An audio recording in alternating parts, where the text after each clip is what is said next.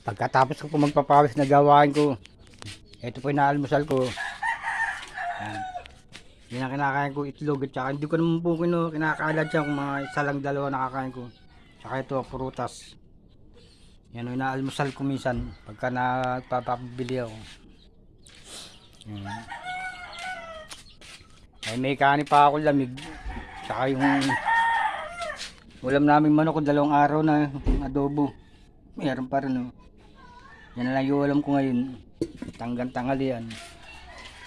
Saka itong kanin oh, iniinit ko. Kagabi pa oh yan. Iinit ko nga po yan. Nagisa na naman po ako. Pumasok yung anak ko eh. Ako na magagawa na narito. Iinit ko yung konting kanin para hindi masayang. Hindi pa namin nasasayang na ubos yung isang gatang. Ito yung manok na panabong. Yung panalo. Kagabi pa namin ulam to no. Yung anong isang araw pa. Nakagabi nga lang oh. Pinakulong ko ng isang gabi eh. Ang lambot eh.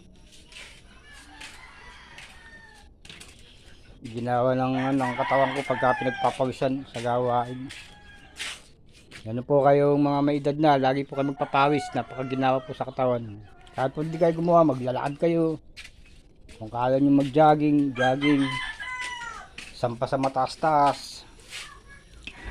Banapit po ninyo yung mga ugat ninyo, huwag po kayong lagi nakaupo. Lalo po kayong ma-stress nyan at saka malalambot kayo nyan.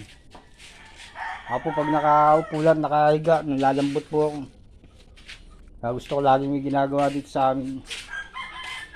So pagkakain ko, iba-iba lang gagawin ko, katakot-takot to, walang tigil.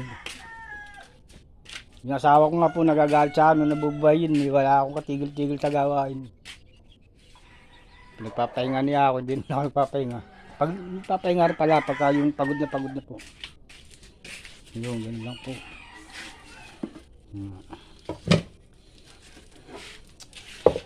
Tapos init ko rin itong konting ito. Para masarap. Pipirito ko pala mamaya. Salamat.